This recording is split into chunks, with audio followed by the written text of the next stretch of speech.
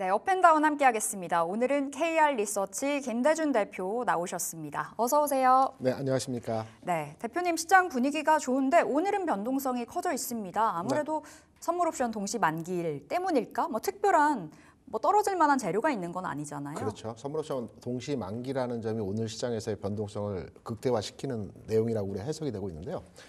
통상 네. 선물 시장에서는 외국인 투자자들이 시장을 주도하는 형태로 진행이 됩니다. 옵션 시장 같은 경우는 기관 투자자들이 시장을 주도하는 형태로 진행이 되는데 오늘 같은 경우는 선물 옵션이 동시에 만기지 않습니까? 네. 그렇기 때문에 시장에 극에 달하는 이제 변동성이 확대되는 형태이기 때문에 오늘은 위아래 부침의 현상이 좀 크게 나타날 가능성이 크다라고 보고 있습니다. 시장이 오늘 특별한 이슈가 아니라 선물 옵션 동시 만기일 이어서 그럼 수급적인 부분에서 오늘 장 막판까지 변동성 체크는 해봐야 되겠네요. 그렇죠. 위로 올라갈 때는 되밀리는 현상들이 나타나고 네. 또 크게 빠지면 또 반등을 주는 형태 시장이 오늘 장 오전 오후 장 형태에 걸쳐서 나타나겠죠. 알겠습니다. 그럼 지금 시장은 견조하다, 좋다라고 보시는 거죠? 맞습니다. 알겠습니다. 간밤에 엔비디아가 6%대 반등을 보였습니다. 네. 최근에 이 삼성전자, SK하이닉스의 분위기도 참 좋았었는데요. 네. 반도체에 대해서는 어떤 관점이신지 궁금하고 지난번에 레거시도 그렇죠. 집중해서 봐야 된다 하셨잖아요. 네. 너무나 좋습니다. 전반적으로요. 우리가 이제 주식 투자를 할 때 네. 재료와 수급이라는 큰 카테고리가 있지 않습니까? 흔히 재료보다는 수급에 우선해서 주가는 움직인다라고 많이들 얘기를 하십니다. 저도 네. 동의하는 부분이고요. 최근에서의 반도체 업황에 대한 내용들을 판단해 보게 되면 지난 3월 초에 2월에 반도체 수출이 다소 감소했다라고 해서 반도체 부정 전망에 대한 흐름으로 시장에 압박하는 요인으로 작동을 했어요. 네. 근데 어제 또 그제 삼성전자 하이닉스 주가가 반등의 흐름을 보여주면서 오늘 나온 반도체 업황에 대한 내용들은 반도체 바닥론에 대한 얘기들이 또 뉴스로 많이 기사화되고 있습니다. 이런 기사들에 대한 것들을 우리가 어떻게 해석하고 어떻게 판단해야 되는지를 읽어보게 되면 네. 제가 앞서 말씀드렸죠. 모든 주식 투자의 기본적인 틀은 재료보다는 수급. 그러니까 뉴스가 틀린 내용은 아니지만 항상 주가가 올라가면 올라가는 내용에 맞춰서 주가가 반응을 하고요. 내려가면 내려가는 반응에 대한 내용으로 기사화가 됩니다. 그래서 우리는 수급적 측면에서의 내용을 판단해 봐야 된다고 생각을 하고 있는데 그럼 수급적 내용을 어떻게 판단을 하느냐? 네. 우리가 이제 수급하면 단순히 거래량이라든가 매수 매도가 많다라고 많이들 생각을 하세요. 수급은 관심과 거래량입니다.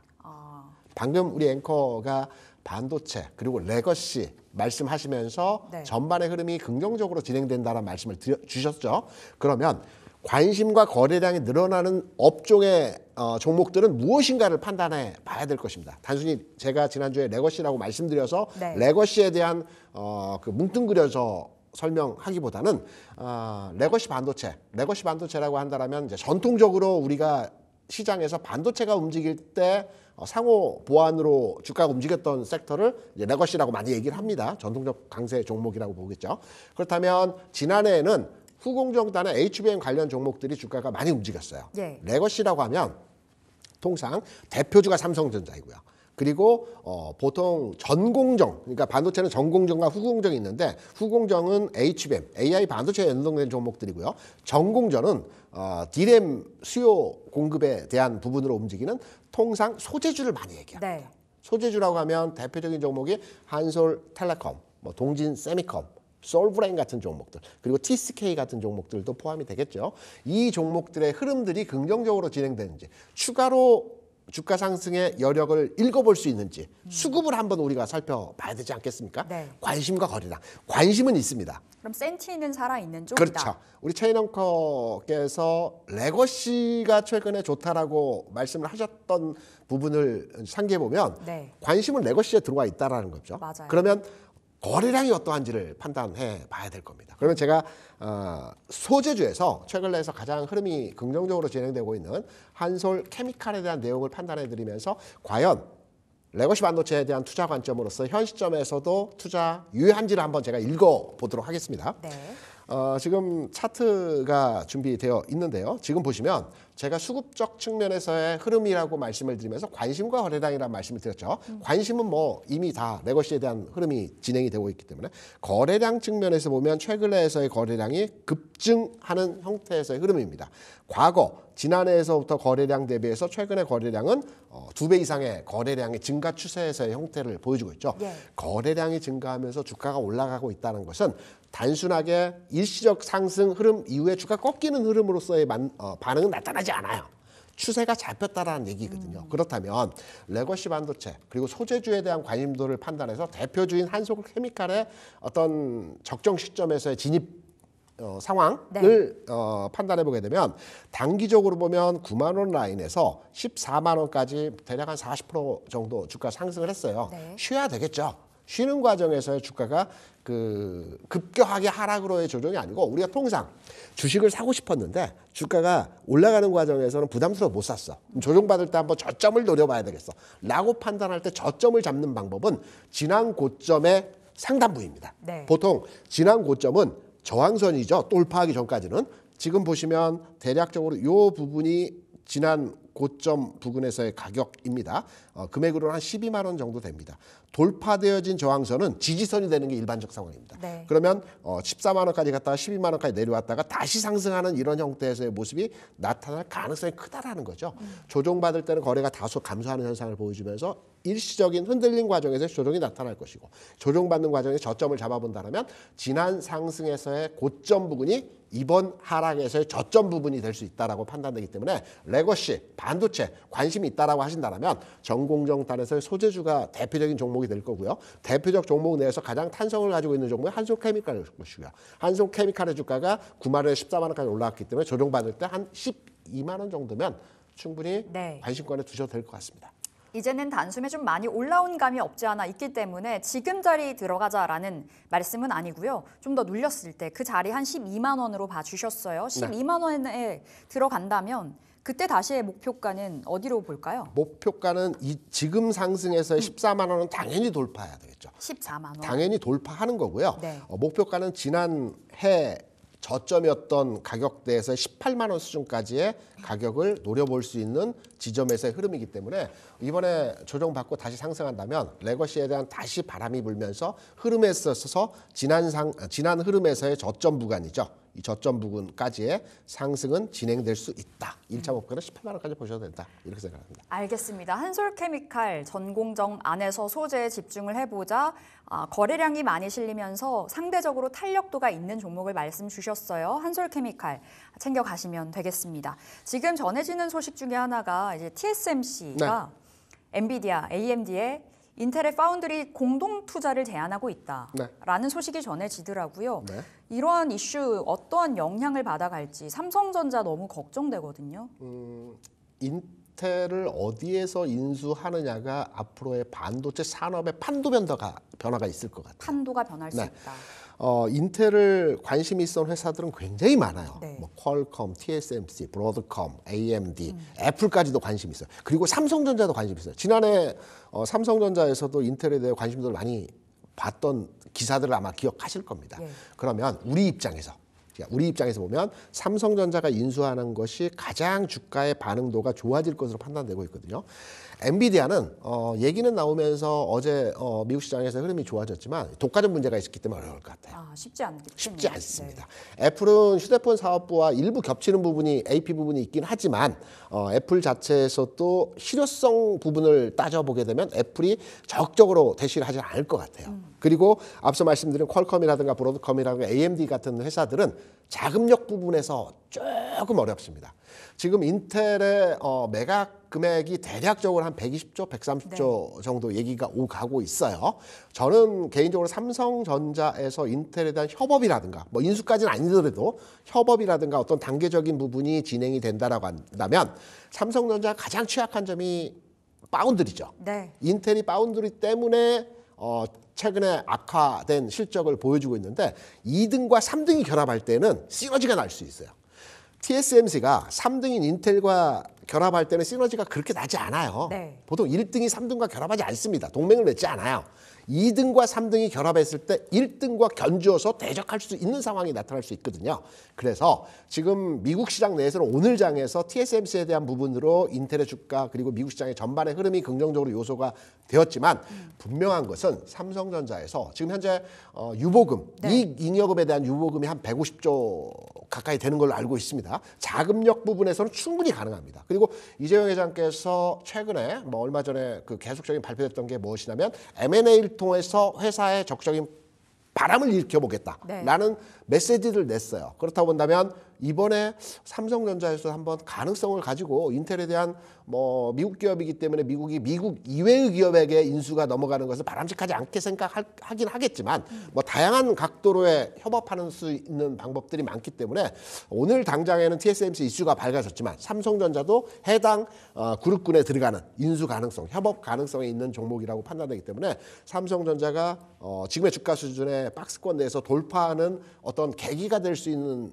반향점이 인텔에 대한 뭐 협업 내지는 인수까지는 아니더라도 여러 가지 업무적 제휴 내용이 나오게 된다면 삼성전자 주가가 크게 올라갈 수 있는 계기가 되지 않을까라고 판단해서 이 뉴스는 계속 우리 관찰하면서 모니터링 해야 될 것 같습니다. 삼성이 어떻게 행보를 보여주느냐가 중요하겠습니다. 그렇죠. 그럼 그 우리의 청사진대로 뭐 이야기가 전해지면 좋겠지만 그게 아니라면 지금 이 시점에서 삼성전자는 어떻게 보세요? 매매 관점으로도 좋고요.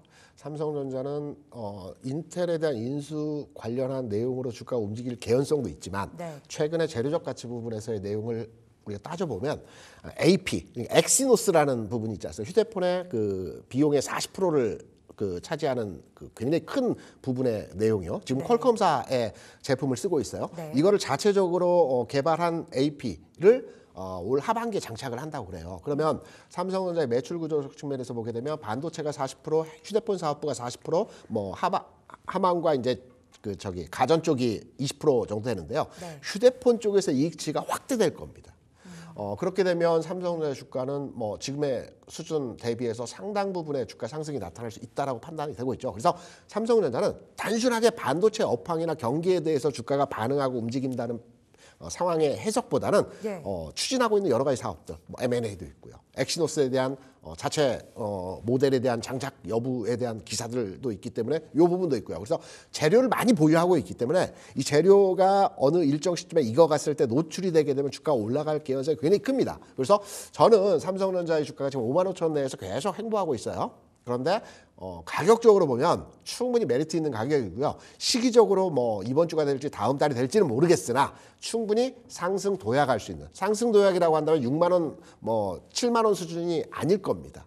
그 이상의 가격이 진행되는 형태로의 가격 흐름의 모습이 나타날 가능성이 크다. 그래서 관심도를 가지고 하셔야 될 것 같습니다. 계속해서 재료가 좀 나와주는 부분이고 인텔 관련해서도 삼성전자가 또 어떻게 행보를 보여주느냐가 중요할 것 같습니다. 말씀 주신 대로 계속해서 뉴스 체크하시면서 바라보실 필요가 있는 주제인 것 같습니다. 자, 그럼 대표님 오늘 장에서 핫한 섹터, 업종을 꼽아보라면 우주항공과 방산이 아닐까 싶은데요. 한국과 사우디가 우주항공 분야에서 협력을 맺기로 했다라는 소식이 어제 장에서 전해졌습니다. 오늘 장에서 관련주들의 뭐 시세가 나와주는 구간이고, 근데 원체 최근 관심도가 높은 섹터잖아요. 우주항공 같은 경우는 지난해 움직였어야 될 섹터였어요. 늦게 움직였나요? 우리나라에서 우주항공청을 지난해 만들었었죠. 그리고 우주산업에 대한 여러 가지 긍정적인 시나리오들이 지난해 있었습니다.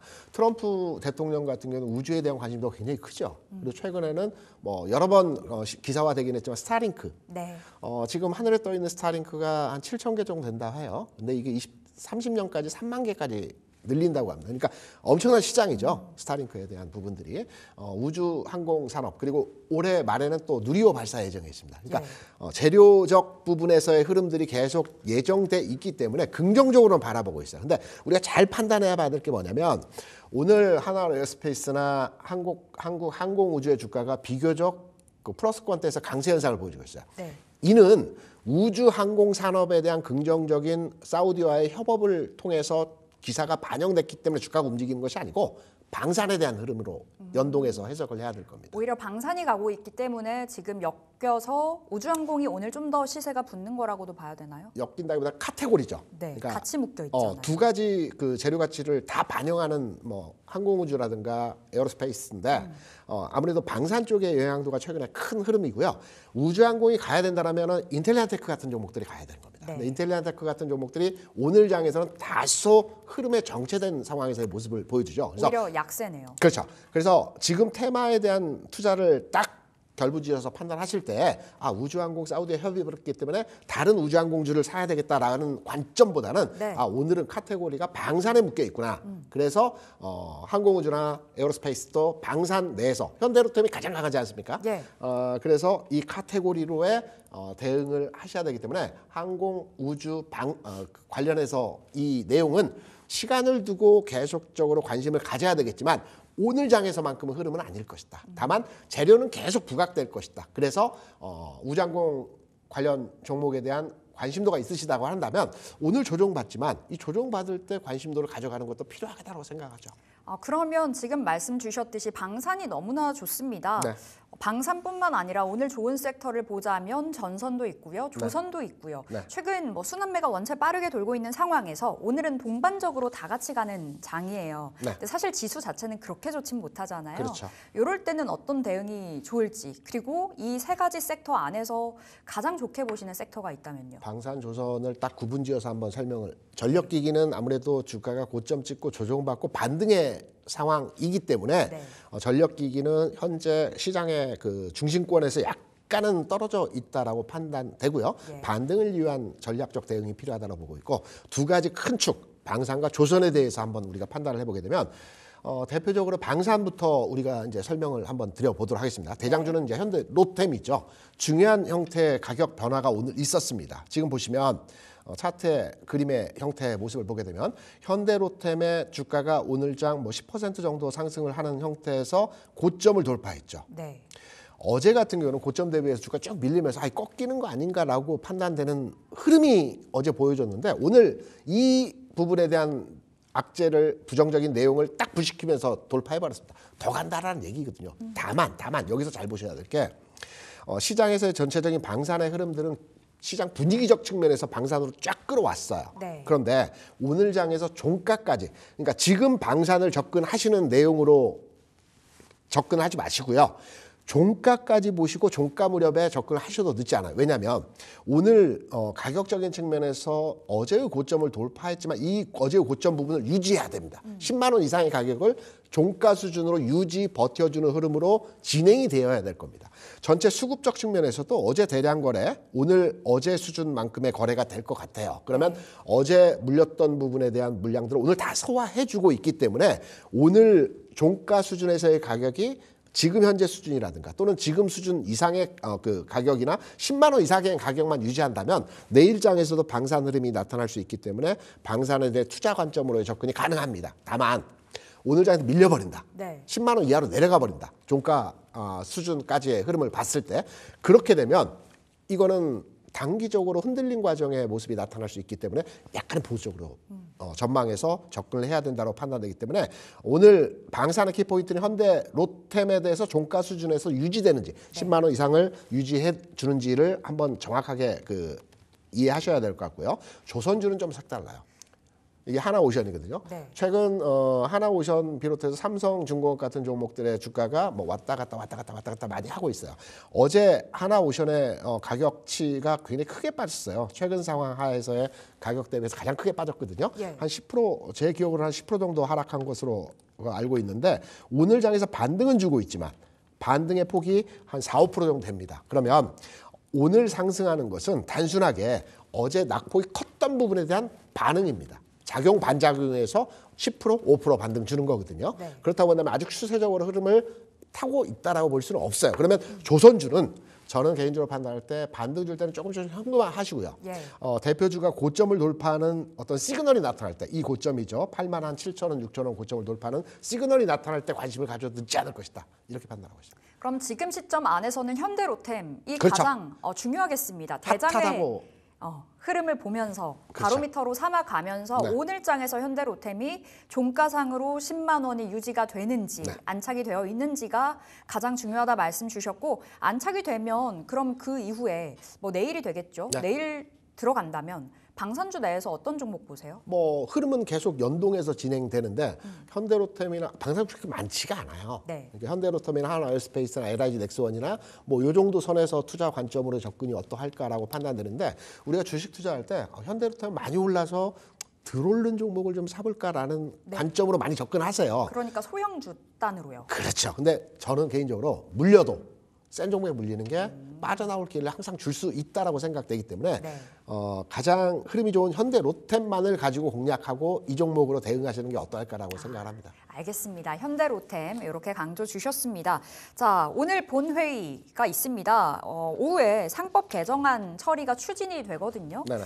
이에 따른 수혜주 찾아보고 싶은데 어떤 종목 있을까요? 상법 개정 내용에서의 가장 중요한 내용이 빠져 있죠. 그러니까 우리가 이제 지난해 그 기업 구조조정과 그 기업 밸류에이션 작업이 진행이 되면서 우리가 네. 하나 빠뜨린 게 있어요. 지배주주 구조 개선의 내용이죠. 그러니까 상법 개정을 해야 되는데 네. 상법 개정 내용이 빠져 있어요.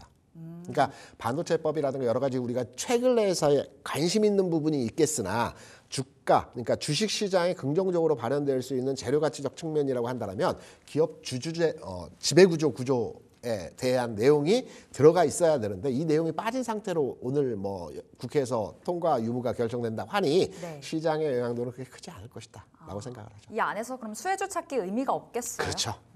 알겠습니다. 오늘 오후에 어떻게 이야기가 전해지는지 또 살펴보도록 하겠습니다. 자, 우리 김대중 대표의 픽 섹터 골라볼 거예요. 어떤 섹터 주목하세요? 제가 레거시를 앞서 우리 최인 앵커와 같이 모두의 설명을 드렸지 않습니까? 그러면 우리가 이제 레거시가 좋다고 해서 레거시로 딱 몰려드는데 주가는 다른 곳에서 움직여요. 그러니까 반도체 큰 하나의 카테고리 내에서 주가를 보게 되면 네. 레거시와 HBM이 왔다 갔다 핑퐁 게임으로서 계속 순환매가 진행되거든요. 네. 삼성전자와 하이닉스가 주가가 왔다 갔다 하듯이 레거시와 HBM이 왔다 갔다 합니다. 그러면 어제까지는 레거시가 좋았죠. 제가 앞서 한솔 케미칼을 말씀드리면서 지금 시점에서의 공략이 아니고 앞에 고점에 12만 원 부근에서 기다렸다 이때 사자라는 말씀을 드렸지 않습니까? 네. 이 내용은 무엇이냐면 당분간의 영역에서 레거시는 숨고르기 과정에서 흐름이 나타날 가능성이 있다는 거죠.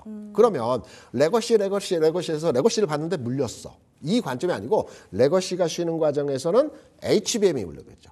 우리가 HBM AI가 움직일 때는 보통 예전에 한미반도체만 얘기를 많이 했어요. 근데 네. 패러다임이 바뀌었어요. 패션이 바뀌었습니다.